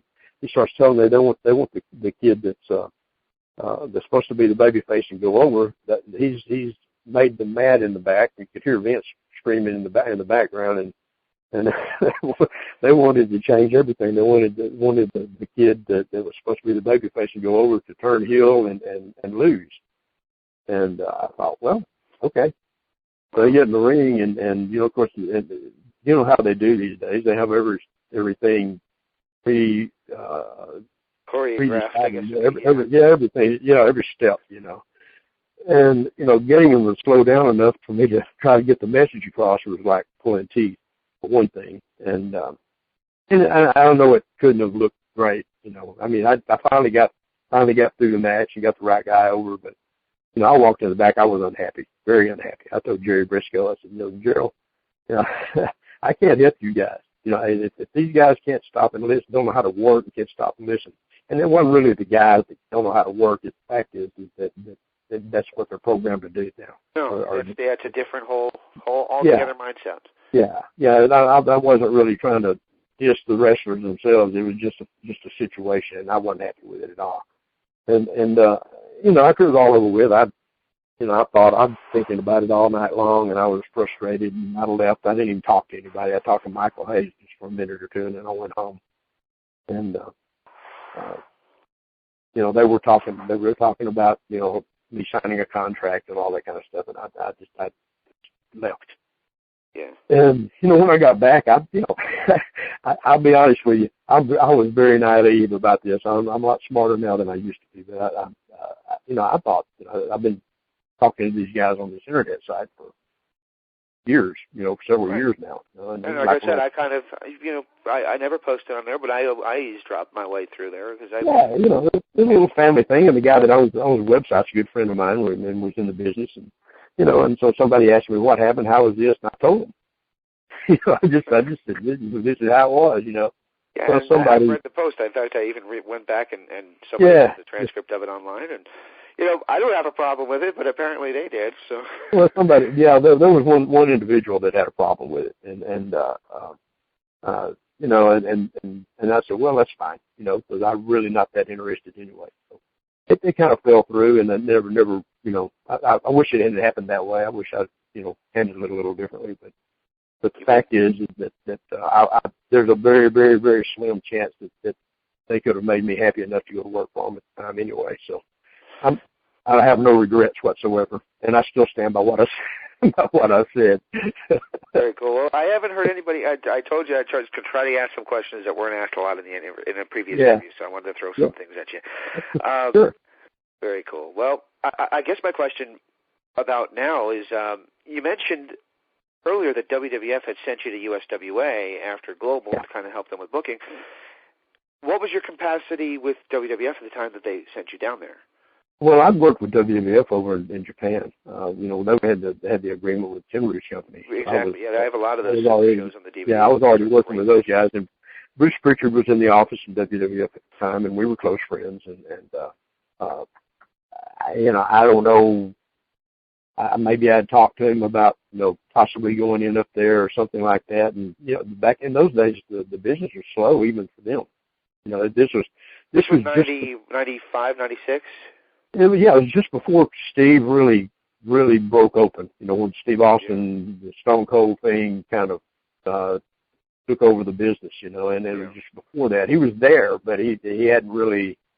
It's kind of a 1-2 punch. It was the NWO started with Hogan turning heel, and Austin's 316, and that was the 1-2 punch that kind of reignited everything. Yeah, and they were actually kind of losing that war at the time. So that their business wasn't great, and I knew there weren't a lot of opportunities there. But I talked to him a little bit, and Bruce called me and he said, "Hey, listen, I think I've got something you might be interested in." And I said, okay, so I went up and did a run with the WWF. I keep trying to say E, but it was F at the time. Yeah, exactly. But I Roddy Piper calls it WWEFG. Exactly. Yeah, right. Yeah. But anyway, I went up and did like a week's run with them, and while I was there, I talked to him, to Bruce and Jerry Lawler, and that they were supposed to be contacting this guy that Jerry had brought in to run USWA, and I waited on his phone call for about 3 weeks, and I finally, Bruce called me and he said, "Have you heard from him?" And I said, "I haven't heard a word." And he said, "Well, let me call him." So anyway, we finally ended up getting together, and the guy tried to offer me a job right over the phone, and I thought, that's kind of weird. Which guy was this? Larry Burton. Okay. He's a guy that Jerry had met somewhere in Los Angeles or somewhere, and he was passing himself off as some kind of movie producer, but he actually was nothing more than a con. It wasn't. He didn't play. What was the guy's name in Global? God, I can't remember his name. Oh, something Goldman. Jackie Goldman. He wasn't Jackie Goldman, was he? No. Jackie's a much nicer guy than this guy. Oh, okay, there you go. This guy turned out to have several aliases and quite a few. Had a list of convictions and arrests and judgments against him that you couldn't even list on this program. But they had made a deal to buy the company from Jerry Jarrett and sell it to another group, a group out of Cleveland. And in the doing so of all of that, some of the books got a little cooked. This is USWA we're talking about? Yeah. Oh, wow. Yeah. And I had no idea that they ever sold. Yeah. For considerably more than that it was worth. And anyway, that's a long story. It is going to be in this next book. Believe me, it's pretty detailed. Looking forward to it. But this guy, he tried to hire me over the phone. I'd never met him before, and so I said, no, I want to talk to you in person. So I went to Memphis. And I sat down and talked to him, told him kind of how I felt about the business and my philosophy about things and this, that, and the other. And before I left that day, he wanted me to take over the booking. And I said, no, I'm not doing that. I said, you got a booker, Dutch Mantel's booker, and it'd be stupid for me to come in here and try to do that, But I'll come in and help, and I'll do, some other things as far as help her with the live shows and that sort of thing, the TV writing and all that. And so we made a deal. And it didn't take me long to find out this guy was a shyster. And things really kind of went downhill from there. They didn't last long after that, did they? No, it was a bad situation. Horrible situation. This guy's a bad guy. He was just a bad guy. And I don't talk about people that way. I mean, if I can't say something positive about you, I'm probably not going to say anything about you at all. But this guy is one of the most horrible people I've ever met in my life. Wow. And he just basically ruined that company. And it's a shame too, because USWA had such lineage. Yeah, and if I have anything against Jerry Lawler, it's just the fact that he allowed that guy to come in there. I like Jerry personally, and he's a charming guy and a great talent, and I've got all the respect in the world for him in that regard. But this was a very, very selfish thing to do, and this guy was a bad person. He didn't belong in our business. And anyway, it all turned into a big lawsuit. I ended up spending a week in Cleveland in federal court during that thing, and the guy ended up with a RICO charge against him, and he was convicted of it, and fraud, and I got $8 million judgment. It's just a bad deal, but that's what happened to USWA. So, yeah, and I just remember as a fan, they had stopped. There was no local affiliate where I lived for it, so if I was going to get it, I had to get it from tapes. And I remember at the very end there, it was clear something wasn't right. I got some of the tapes still, and it was clear something wasn't right at the very end there. But man, well, I guess we'll fast forward to 2013, 2014, and let's start wrapping up, because I know you got a lot of things to do, but wanted to ask you a little bit about this Texas Wrestling Hall of Fame and your affiliation as well with the NWA. Right. What's your current status with the NWA? Well, I started out, honestly, I really had considered myself out of the business, and after that fiasco with WWE back in 2006, I just didn't do anything much. I decided then that I'd had it.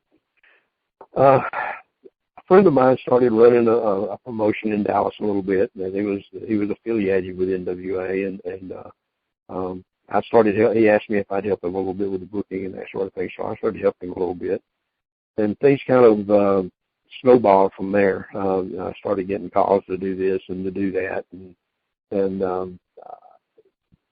David Fuller, who runs the Texas Hall of Fame, had asked me if I would be willing to be inducted in the Hall of Fame with Bruiser Brody and Black Bart and Killer Carl Cox and some other guys, and I thought, well, sure. That's a hell of an honor. Yeah, and so I did that, and that got a little publicity from some of the people around, and thought, well. And eventually, it's kind of a blur almost, but eventually the NWA hierarchy that's there now, Bruce Thorpe and Chris Ronquillo, who ended up buying the NWA, they had been trying to, kind of reestablish the name a little bit and trying to give it a little bit more credibility. It had gone through a lot of bad ownership and some disjointed membership and a lot of bad publicity over the years, and they had made a deal with New Japan and trying to upgrade things a little bit, and they asked me if I'd be willing to help a little bit, so I started helping here and helping there, and they have now asked me to be the director of operations for the NWA. So I've gotten pretty involved with a quest, I guess, of trying to reestablish that NWA name a little bit. It means something to me, and it means something to a lot of people, and I want to see it headed in the right direction. And not only that, but I think wrestling fans deserve an alternative. I mean, a real alternative. Something that's not just another copy of what they see on Monday night. And I'm not downing what they do on Monday night. I know that's their deal, and that's fine. They're successful, and that's it. It works for them. It is. Yeah, but I think there's a void out there. I think there's wrestling fans that want something else and something more. Something that's more based on the competition. Takes itself a little bit more seriously and doesn't wink at the audience. And I guess I've kind of gotten regenerated in trying to see that at least get started in that direction. I don't know how far I can take it or how far I can influence it, but I've made my mind up. I'm going to do my best to try to at least try to do what I can to push it that way. And the NWA, I think, is the right answer to do that if we can just get a few things going right for us. Well, I mean, you got the name. The name is, it's gosh, over 100 years old now. So it means a lot to a lot of people, especially if you consider the past and the history of it. So I wish you the best with that. And you mentioned to me off air that TCW, Traditional Championship Wrestling, which is still on channel 604. Forgive me, I can't remember the name of the channel. Is now part of the NWA. That's correct. Yeah. There hasn't been like a big official announcement or anything. They did hint at it in Las Vegas this last week, but there will still be some promotions run or some events run by the hierarchy of TCW, but they will be run under the NWA banner from now on. And a lot of those guys that were working for TCW, a lot of the wrestlers are working with NWA now and in different places. Some of them. I hate to sound kind of frankly uninformed, but what is the status of TCW anyway? Because I've noticed that the shows of late have been pretty much repeats and best ofs. That's what they are, yeah. And we're in the process now. We're hoping we can do this in a relatively timely manner, but we're in the process of trying to put ourselves in position to take some new episodes, but they'll be taped as an NWA program. And if that happens in the time frame that we can do that, we'll probably those things you're seeing as TCW shows will probably be seen as NWA shows. Wow. And we're hoping that's what happens. But that's one of those things that some logistics have to get worked out. But if they do, then that's what you'll be seeing. Very cool. And it was very cool for me because I got to tell you this story, and then I'll start to let you go. I do want to ask you about your own personal business, but before I do, I want to tell you this story. I was watching TCW last year, and it was when they first got on DirecTV, and I must have watched 2 or 3 episodes, and I heard the announcer say his name several times, and it just never computed. And then they were on the screen, and Brandon Baxter said his name, and I literally fell off my chair. It didn't occur to me that it was the same kid that I had seen that was, not too much older than me. Yeah. That was now this grown-up calling the action. Brandon is, of course, I've known him ever since he was a kid. Great guy and a really talented guy. He went to work for USWA for a while, too, after he left Global. Awesome. Then he kind of toured around here and there, and he ended up, he's in the radio business in Arkansas. I think he's got an on-air personality and probably behind the scenes, too, but really, really good guy. Awesome. All righty. So now that you've given me kind of an update, because I could piece together now what's happened with TCW, because just like I told you off air, I was watching it, and, it just seemed like all of a sudden they were repeats, and there was a match with, Matt Bourne, who's unfortunately no longer with us almost a year now. Right. Yeah. I was like, wait a minute, where'd that come from? So a little bit bizarre.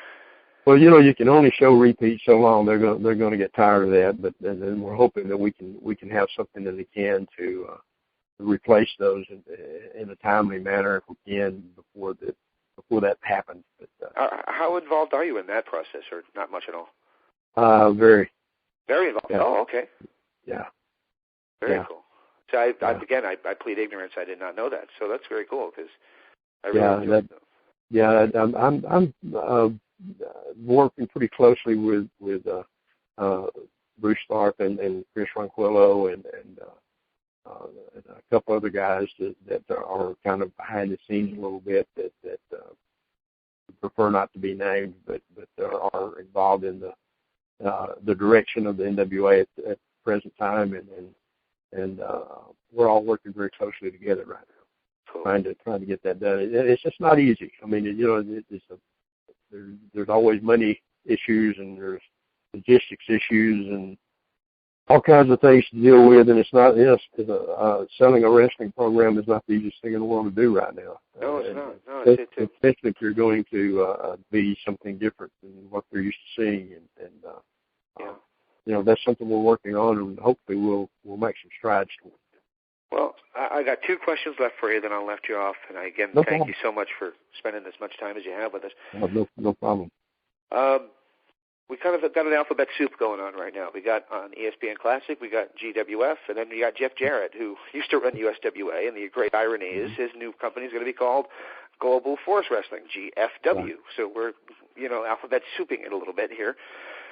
I guess my question for you is, what is your opinion of Jeff Jarrett trying to do another thing where he's saying a lot of the same things you are? He wants to get back to just doing the traditional wrestling product. Do you think that is... is he going to face the same kind of trials and tribulations that you are, or is there going to be more open doors for him? Well, I mean, I would assume if he's going to do that he would probably have a little easier path than someone that the networks aren't used to, or that would be my opinion. I would think that'd probably be true. I don't really understand exactly what Jeff is trying to do right now. I mean, I've heard this and I've heard that. And I've heard like it's going to be more like a reality show, and then I've heard other things, and I'm not sure. I could be wrong, but from what I understand, it sounds like CMT is interested in following him and Karen around as a reality show for the lead-in to the birth of the company, like as a kind of a promotional thing of the making of. If it was a DVD release, it would be like the making of process. I don't know how true that is, but that's and he's got some connections that can help him do that, and. If he does it the right way, then God bless him. I hope he's successful. I hope he listens to the right people. In the past, that hasn't always been the case. But I've worked with Jeff many times over the years. We've done some Japanese tours together, and I worked with him in USWA and all that. And I know that there's guys that you hear negatives and positives and all that kind of stuff, but if he wants to do it the right way, then I'm all for it. But that's yet to be seen. So far, all I've seen from most of those guys who've tried to restart a wrestling company is a rehash of the same old stuff. And if that's the case, then it won't work. Well, you mentioned earlier on that it's the same thing on every network and every show, and you're absolutely right. And that's my problem is. Going back to the days of Global, you had WCW, you had WWF, and they were very different products. And you had Global, and that was a different product. And then you had Herb Abrams' UWF, which was a circus act that was a whole different other animal. And there was a lot of different things that were all different presentations of the same thing. And it was because you had different kind of flavors of it. It seemed like it was more entertaining. And right now you get a lot of the same. And it's, you know what? I'm looking right now at my office, and I got floor-to-ceiling shelving of DVDs, and if I didn't have those, I probably wouldn't be as big of a wrestling fan as I am right now. Well, I don't watch a lot of the new stuff either, not that I'm trying to be negative about it, but it just doesn't do for me what wrestling used to do for me. I want to feel, and this is coming from a guy who knows all the little dirty little secrets in the business. I can enjoy a wrestling product that makes me become emotionally invested in what they're doing.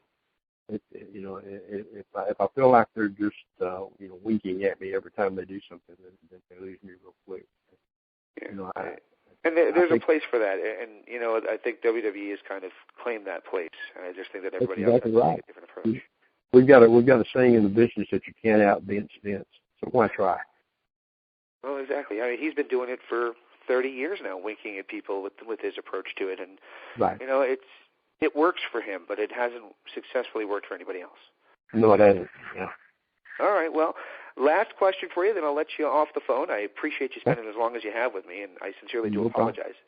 No, not at all. No problem. Enjoyed it. Well, I'm glad you have. And I guess my question is, you mentioned your own business, and what does James Beard do when he's not wearing the stripes in the ring? Well, I was when I when I left Memphis, I came back home, and I didn't know what I was going to do with myself. Honestly, I really didn't. I'd spent all my life either in the music business or the wrestling business. So getting a real job wasn't my I guess my preference. There you go. A friend of mine had been in the real estate business, and he had gone off on his own as an appraiser, real estate appraiser. He invited me to come. He was a one-man office, and he invited me to come to work with him. And I said, well, I him hauled around for a few weeks, and I finally said, well, I'll try it. I didn't really think it'd be something that I'd enjoy, but I got in there and found that it was something that was. My dad was a builder, so I had some background in that kind of thing. I found that I kind of had a knack for it and an understanding of it, and I went ahead and went back to school and got a license and went through all the stuff I had to go through to be legal, and so we built our business, just the two of us, for all those years, and we've been doing it now since 98, 99, and that's what I do. I appraise real estate. And, wow, awesome. I for the most part, I've enjoyed it. The last few years has been very much fun because our wonderful government has stepped in and with a lot of regulations and a bunch of things that I don't even want to talk about right now that have kind of taken the fun out of it. But it's been good to me, for at least something that I've been able to sink my teeth into and build a business with and make a living at that kept me afloat. Very cool. Well, again, I can't thank you enough for spending as long as you have with us, and I do encourage everybody to go check out that book, and when you do your new book, I'll be absolutely there to promote it right now. If you check out our website right now, in fact, right below the news headlines, we have your banner loaded with a link to the product so people could purchase it. So I appreciate that. It's been on there since I first started talking to you a long time ago about doing an interview. Well, thank you. Yeah, like I said, we've had really good luck with the response we've had from the book, and it's mostly a word of mouth type thing. So I appreciate you, the guys like yourself who helped me promote it and get the word out there, and I hope people enjoy it when they read it. Absolutely, and I certainly did. Well, everybody should go check it out. There's a link to it, like I said, on WrestlingEpicenter.com. If you're checking out the interview page itself, I'll have a link directly to the Amazon.com product for you to purchase it. And Mr. Beard, I can't thank you enough for spending as long as you did with us. I told you 20 minutes, and I think we went close to an hour, so I'm so sorry to keep you as long as we did. No problem, man. I enjoyed it, and I appreciate you guys. I really do. And anytime. Bye-bye.